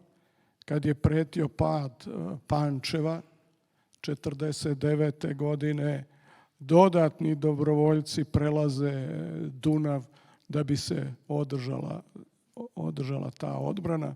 Prelazi i ondašnji major Milivoje Petrović Blaznavac, kasnije na čelu srpske vojske, one regularne u Kneževini Srbiji. Dakle, da pomenem da je već i pominjano da je na samoj Majskoj skupštini sede i tadašnji i budući veliki uglednici iz same Kneževine Srbije. Patrijarh Rajačić je poreklom iz Gornje Krajine, kako se to nekad zvalo.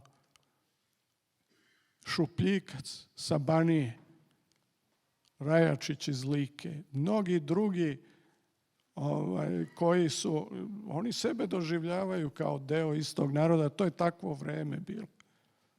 I čak smatraju i ovu hrvatsku stranu svojom braćom i iz vremena tih pregovora, iz vremena kad je nastalo načrtanije, ono nastaje kao jedan opšte jugoslovenski projekat saradnje. Međutim, sam Simić kao predsjednik vlade kaže ne možemo odmah na ujedinjenje. Takve su okolnosti. Ali neka svaka celina bude pripremljena.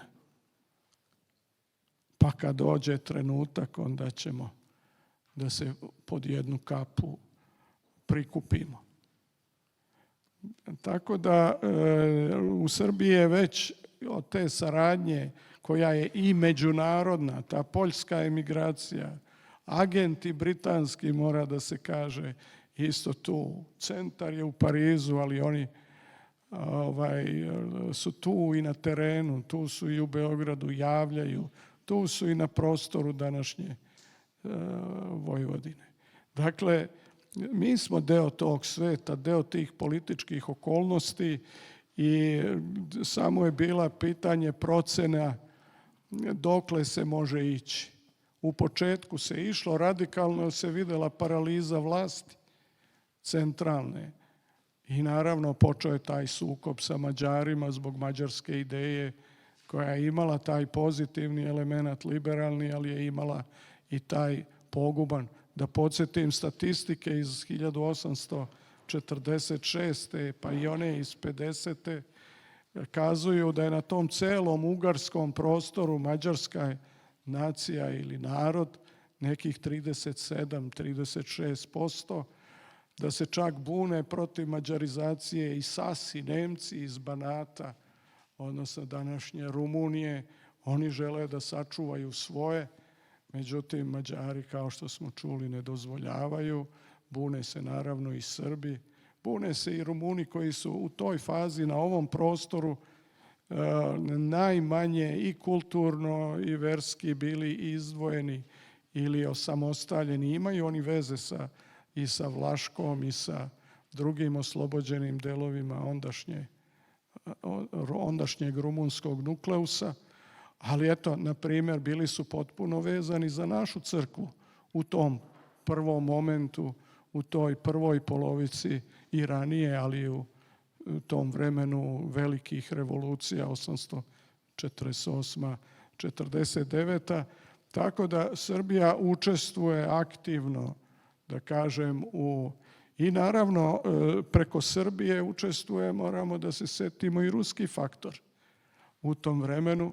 On poklanja upravo Srbiji 3000 pušaka, znajući kuda će to da ide, daje 6000 pušaka i ondašnju barut i olovo za te puške za buduće akcije, da bi Srbija mogla da pomogne i na taj način.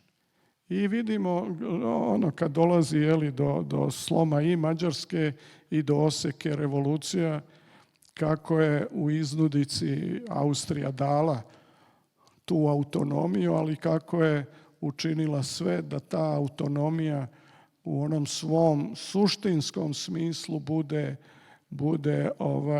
neću reći prazna forma, uspomena na nju ostaje, mnoge tekovine su ostale. Ali na Majskoj skupštini je ovde proglašeno šta sve ulazi, uključujući i ono što je vojna granica, ono što je i Mađarska želela da oduzme Beču. Međutim, odlukom, patentom iz Beča, uspostavljanjem vojvodstva srpskog i tamiškog Banata, se oduzima vojna granica gde je najviše Srba. I Srbije u ovome što je ostalo to vojvodstvo su de facto manjina u odnosu na ove doseljene narode, što je verovatno i bio cilj onih koji su u Beču to projektovali ili privremeno tih 12 godina koliko će trajati i takvo vojvodstvo. Dakle, tu Srbija u tom trenutku nije mogla da da ili da pomogne više, ali dobrovoljstvo o kome i ta solidarnost između naroda jednog te istog, pa i onih bliskih, se pokazuje već brzo u drugim etapama. Setimo se Hercegovačkog ustanka, gde iz svih krajeva srpstva odlaze dobrovoljci tamo. Setimo se ratova Srbije 1876. 8. dolaze ne samo dobrovoljci iz svih krajeva, imamo dobrovoljački kor i na Drini i drugim krajevima, ali dolaze i Rusi, dolaze i iz Evrope, dolaze i oni koji nisu pravoslavne vere. Dakle, ta neka solidarnost, značaj slobode. Imamo Sveslovenski kongres kao jedna od posljedica toga u tom revolucionarnom vremenu je inaugurisanje te 3 boje, crvene, plave i bele, koja će u različitim redosledima i kombinacijama biti boje skoro svih slovenskih zemalja u tom vremenu, uključujući carsku Rusiju. Dakle, sve su to neke tekovine, a da kažem i to trebaju današnje generacije da znaju koren ovoga današnjeg naziva naše severne pokrajine jeste u ovom vremenu o kome smo danas govorili. Hvala. Hvala vam, profesore.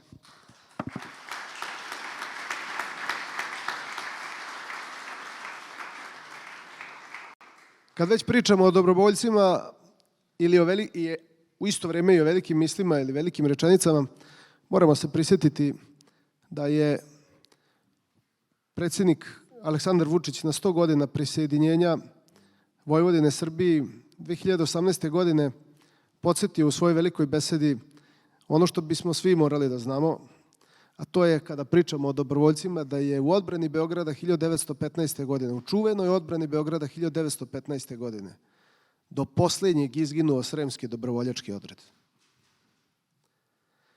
To junaštvo je bilo toliko da je na kraju izginulim Sremcima i von Mackensen, najodlikovaniji nemački general svih vremena, podigao spomenik koji dan danas stoji u Beogradu i na kojem piše hrabrim srpskim ratnicima 1915. godine.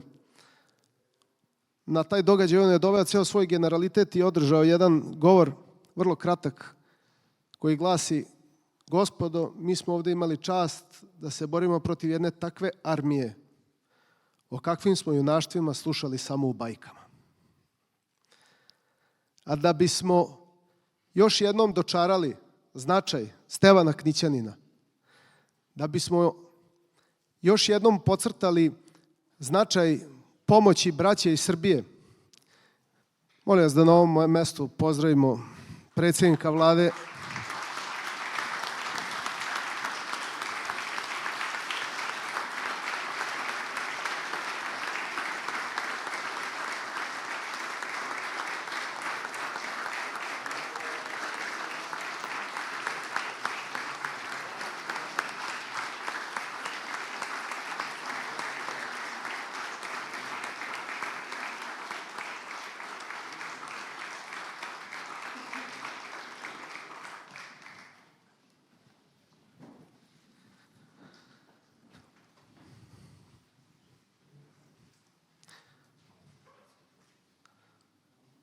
Da bismo, dakle, dodatno dali na značaju i podcrtali značaj braće iz Kneževine Srbije Srpskom narodnom pokretu 1848. 1849. Da bismo vam predstavili koliko je značaj prisustva Stevana Knićanina značilo za moral srpske vojske. Pričamo o narodnom generalu, pričamo o čoveku koji je dobio sve počasti Bečkog dvora koje su postojale, najveće odlikovanja i najveće privilegije koje su se tada mogle dobiti. Pričamo o generalu koji nije izgubio ni jednu bitku, koji nije nosio mundire koje su mu pripadali, nego je nosio narodnu nošnju, srpsku narodnu nošnju, i koji je zaslužio da i jedno mesto danas u Vojvodini nosi njegovo ime. Stevan Knićanin, general. Gospodine Milišiću, učinite nam čast da nam predstavite kodeks srpskog oficira, generala Knićanina, i kako je on vodio Srbe 1848. 1949. godine. Čuveno pismo Vojvode Knićanina generalu Percelu. Gospodinu Moricu Percelu, zločinstva što su i vaši ljudi počinili, gora su od zločinstava Kaligule i Nerona. Vi niste više u stanju, i kad biste hteli, da stanete vašim palikućama na put. Vaše razbojničke čete popališe, opljačkaše i opustošiše sve na takav način da i sami nemaju zgodna mesta gde bi se odmoriti mogli, nego moraju već od nekoliko dana po garištima u Đurđevu i Sent Ivanu kao psi da se potucaju. Zaista ne znam da li da se ljutim ili da vas sažaljevam.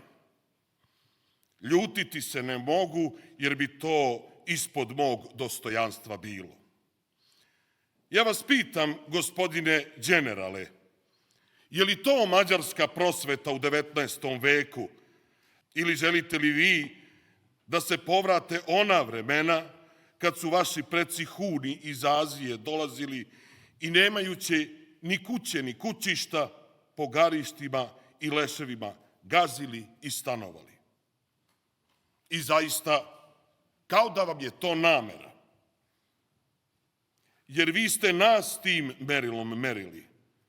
Ali kada bismo i mi isto to činili, kada bismo i mi vaša sela hteli paliti, onda biste vi i vaš narod pod vedrim nebom ostali, ali vašim grešnim očima ne biste u njegovu večnost smeli gledati. Ja sam bio kod vašeg Segedina, ali vam ne htedo ni jedne crkve oskvrniti niti upaliti. A pogledajte na Sirig, Kanjižu, Bebu. Šta je drugom narodu, pa bio on moj neprijatelj, sveto, to i ja kao svetinju smatram i poštujem. A ti, bezbožniče, ne znaš za Boga ni za svetinju. Kad ste danas, udarivši zaman na mene, sramno natrag povukli, uhvatila je moja patrola koja je za vama išla u Žablju mnogo vaših ljudi koji su kuće i crkve palili. 2 su zločinca amo dovedena, a oni su drugi na mestu ubijeni. Ja ću skoro sa generalom njegovog carskog veličanstva na vaš Segedin poći, ali znajte, vaše ću crkve i sela opet štediti. Vaši nevini stanovnici ostaće opet nepovređeni. Ali palikućama, pljačkašima neće se praštati. Jednu ženu što smo je zajedno sa zločincima uhvatili, šaljem bez ikakve kazne sa ovim pismom natrag. Ona je išla sa svojim mužom, no ja protiv žene ne vojujem. U Mošorinu, 21. maja 1849. Knićanin general.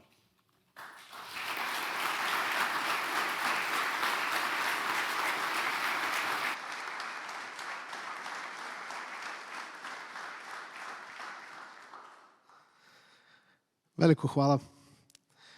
Gospodine Đurđev,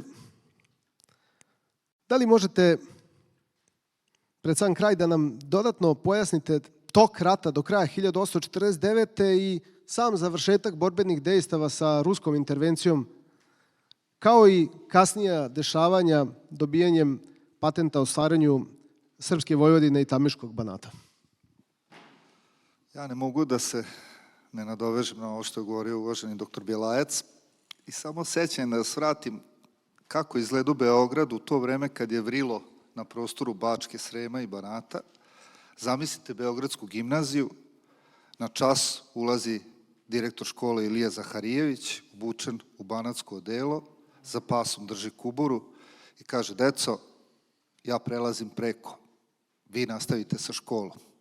I kako kažu oni izvori, iako je bio veoma oštar i strog čovek, cela škola je izašla, izašli su na Savski kej, svi su plakali, on se okrenuo, opalio kuburu i idemo u pomoć braći.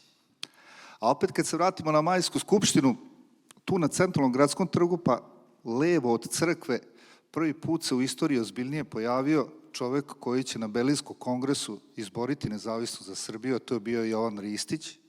On kada je čuo da je izabran patrijarh, on kada je čuo da je izabran vojvoda, prvi izvadio kuburu i upalio je prvi metak.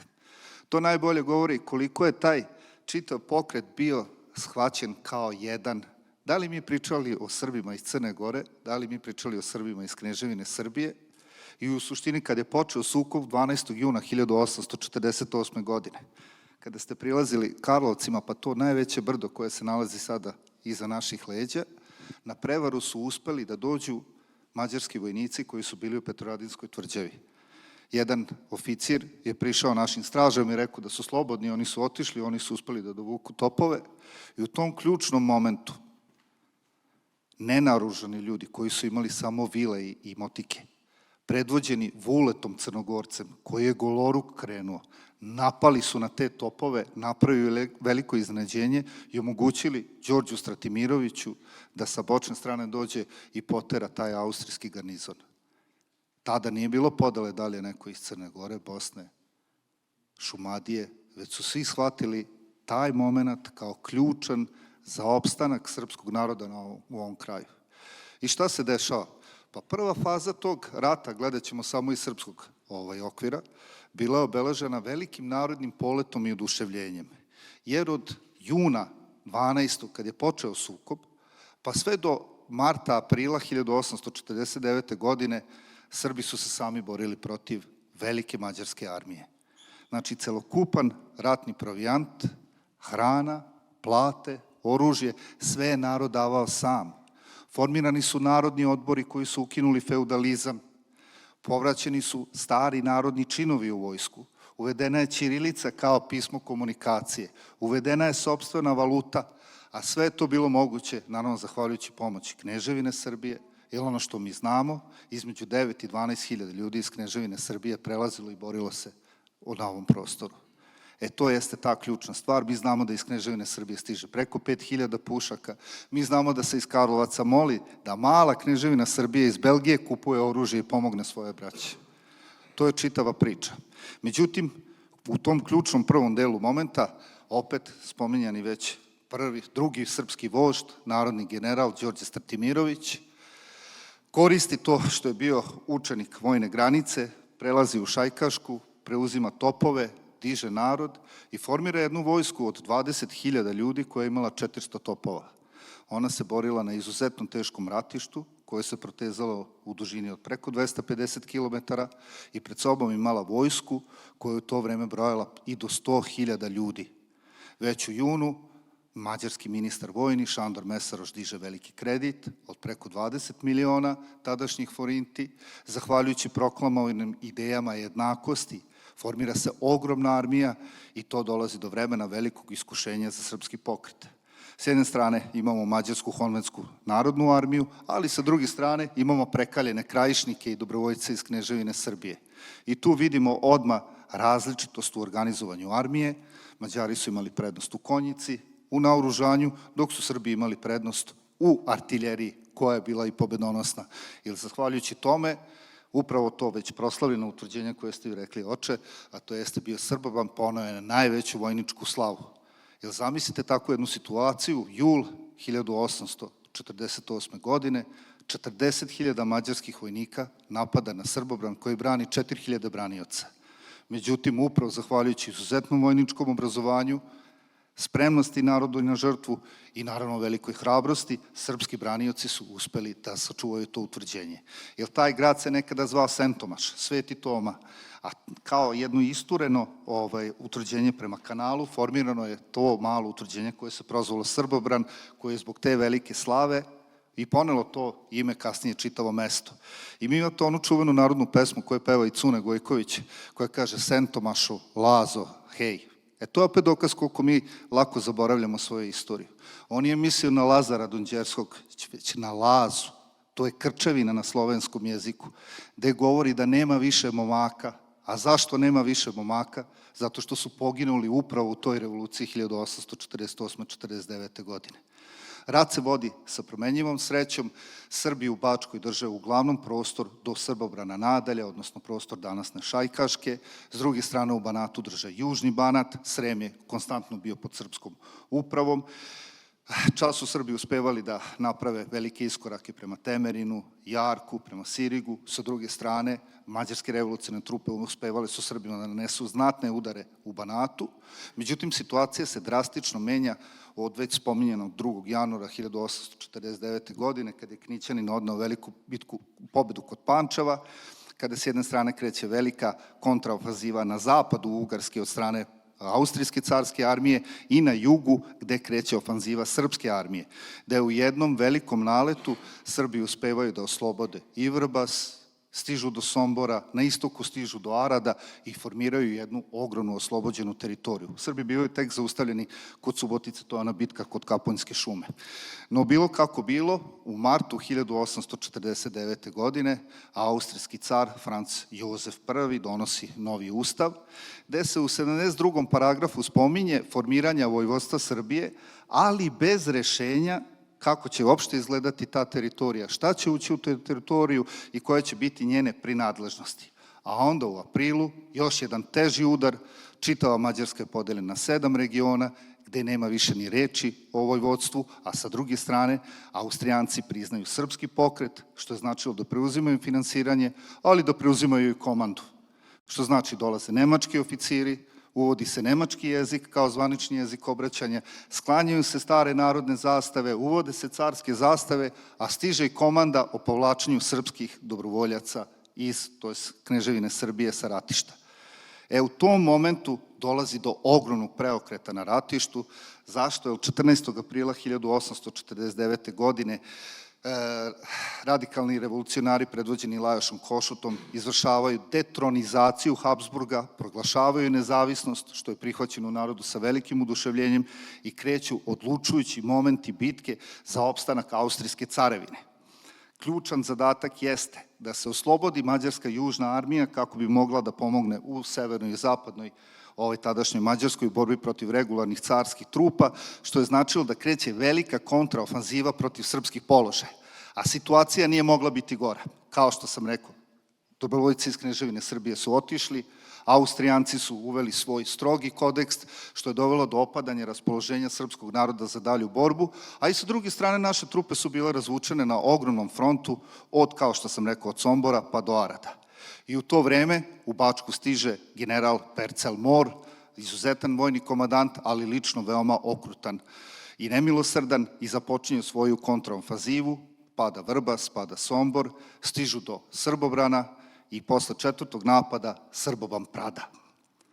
Preko 4000 ljudi je ubijeno u tom danu, od branioca pa do civila koji nisu uspeli da pobegnu, i kako nam govore istorijski izvori, mesecima kasnije, kada su ljudi dolazili, mogli su da nađu ljudske kosti koje su bile rasute na tom čitavom području.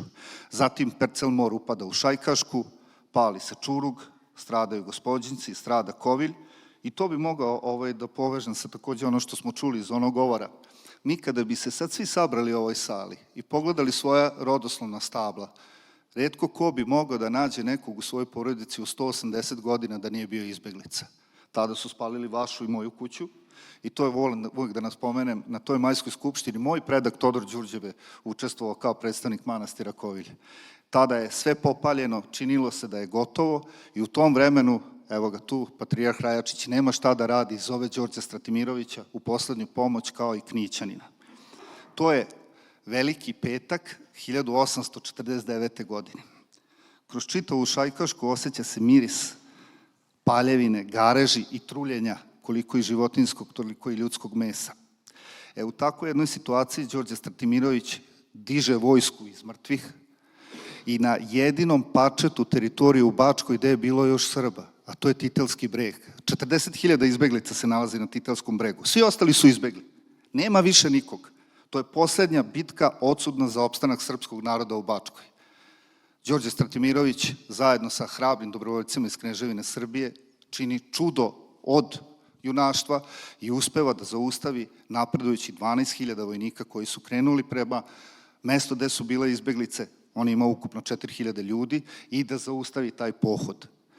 U tom momentu konačno stiže pomoć i od carske armije, bitka se usložava, general Percelmol još 6 puta napada Šajkašku i 6. maja, danas kad smo rekli ljudima bitka kod Budisave, ja verujem da bi ljudi rekli čemu ovaj čovjek priča, bitka kod Budisave. Međutim, to je možda i ključna bitka čitave revolucije, jer je značilo da mađarska južna armija nije pobedila i da ne može da krene u pomoć na sever svojim ostatku trupa koji su tada naišli na jednog mnogo ozbiljnijeg neprijatelja koji ih je čekao, a to će biti vojska carske Rusije.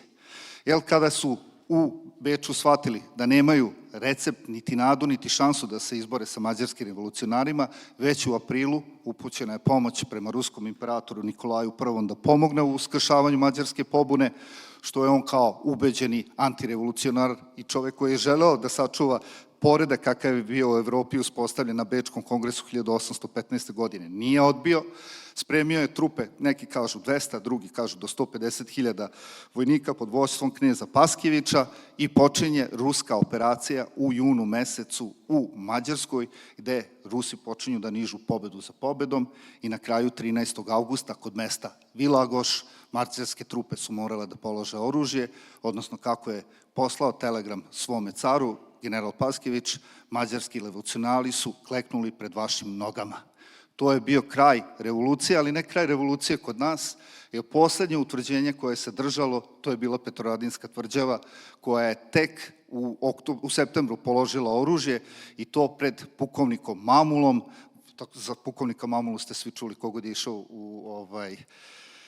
u Bokokotorski zaliv, ostrvo Mamula je nazvana po njemu, pred njemu je data predaja Petrovaradinske tvrđave, zbog čega se onaj prostor gde se nalazi muzej grada Novog Sada dugo vremena zvao Mamulina kasarna. No, bilo kako bilo, u tom velikom ratu vidimo da su se složile razni interesi. Jedno vreme mađarski revolucionarni pokret je uživao zaista veliku podršku i Francuske i Engleske, jer su smatrali da se bore protiv carskog apsolutizma za političke borbe. Međutim, vidimo da, zahvaljujući velikoj pomoći ruskog imperatora Nikolaja I, mađarski revolucionari su poraženi, došlo je vreme oštre osvete, 13 najznačajnijih mađarskih generala streljani su u tvrđavi u Aradu, što je bila velika nacionalno poniženje i katastrofa, a Srbi na kraju dobili su nešto drugo što nisu tražili na Majskoj skupštini, a to je bilo Vojvodstvo Srbija i Tamiški Banat, što smo već spominjali, van svoje etničke granice, van svojih narodnih prava koji su želeli, zbog čega je već brzo proizašla izreka koja je govorila da sa onim čime su Mađari nagrađeni, čime su Mađari kažnjeni, Srbi su sa time nagrađeni.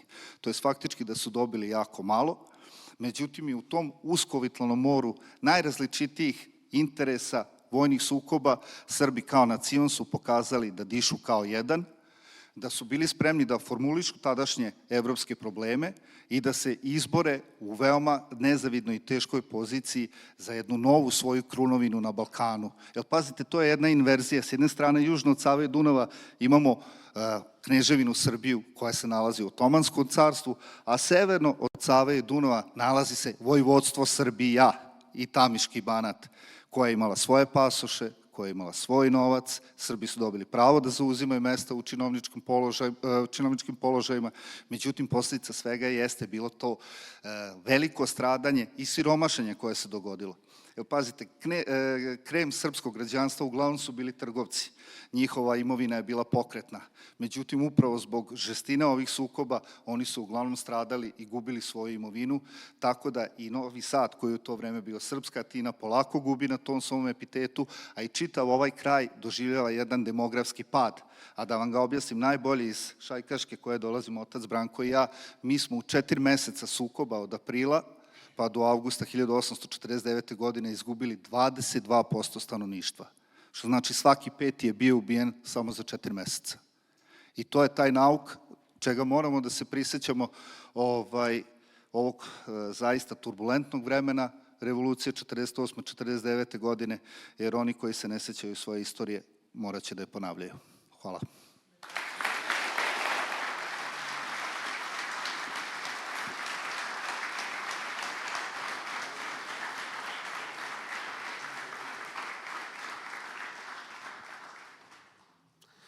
Možemo na ovom mestu zaključiti, dakle, da je formiranje Vojvodstva Srpskog i Tamiškog Banata bila jedna smišljena prevara Bečkog dvora da se Srbima ponudi jedna šarena laža kako bi se njihovi zahtevi kobajagi ispunili, a suštinski je Bečki dvor već tada išao na dogovor sa Mađarima i stvaranje dvojne monarhije. Jednu važnu stvar koju sam zaboravio da kažem. Vojvodstvo jeste nastalo kao rezultat te velike borbe, ali i zahvaljujući interesovanju Ruske imperije. Nikolaj I je dao ogromnu materijalnu pomoć za obnovu i hramova i manastira koji su bili uništeni, to nikad ne treba zaboravimo, ali sa druge strane bio je postavio pitanje i Francu Jozefu I šta će biti sa mojim Srbima. U svakom slučaju, i danas možemo na kraju postaviti jedno pitanje: šta su to tekovine Majske skupštine do današnjeg dana? Mi možemo postaviti jedno pitanje: gde se vidi nasleđe Srpske Vojvodine iz 1848. 49. i vojvodstva Srpskog i Tamiškog Banata do današnjeg dana? I možemo i sami sebe pitati zašto o tome ne znamo više. Pa to neka bude i pitanje za sve nas. Dakle, Srpska Vojvodina je upalila plamen. Plamen u srcima ljudi koji su živjeli s ove strane Save i Dunava da sanjaju prisjedinjenje sa Srbijom, i taj će se san ostvariti u novembru 1918. godine. To su isti oni ljudi koji su, primjera radi, u Banatu 1594. godine podigli takozvani Banatski ustanak. 1594. godine. Pod vođstvom vladike Teodora Vršačkog. Još tada su se dizali na noge i na oružje, željni da stvore jedinstvo sa maticom ili željni da stvore slobodnu teritoriju koja će se zvati Srbija. Te 1594. godine vladika Teodor stvara jednu slobodnu teritoriju na području otprilike današnjeg čitavog Banata, a njegove se čete bore pod zastavama na kojima je bio izvezen lik Svetoga Save. Turska vojska, uplašena strašnim dobicima srpske vojske, radi na tome da poruši moral srpskoj vojsci u Banatu i smišljaju da bi trebali da urade nešto upravo sa tim likom toga sveca koji se na njihovim barjacima nalazi, kako bi demoralisali srpsku vojsku. I tada smišljaju da danas, na današnjem Beogradu, u današnjem Vračaru, spale mošti Svetoga Save, pošalju glasnike u Banat da kažu srpskom domaćem stanovništvu da gledaju preko reke tog i tog dana i da vide taj dim koji će se dimiti, da je taj dim, taj prah i taj pepeo spaljene mošti Svetoga Save. Draga braćo, neka bi taj prah i pepeo bio rasut svugde po ovoj našoj Srbiji i neka bi plamen koji smo zapalili na Majskoj skupštini gore uvek u nama. Mislim da smo danas imali priliku da čujemo iz srca i iz duše ono što se dešavalo u ovim znamenitim istorijskim danima i mislim da smo i vas sve zajedno zadobili da zajedno s nama svake godine slavimo i proslavljamo Majsku skupštinu 1848. godine. Hvala vam na pažnji, ali bi pre samoga kraja zamolio naše horiste da poslušate pesmu koja je nastala upravo tada kada su Srbi izgubili priliku da imaju svoju srpsku Vojvodinu. Pevala se pesma pod kojom smo mi i nazvali ovu akademiju. Gde je srpska Vojvodina? Pažljivo, ako budete slušali reči ove pesme, čućete da je narodni pevač rekao da je srpska Vojvodina u duši i u srcu srpskog naroda. Hvala vam.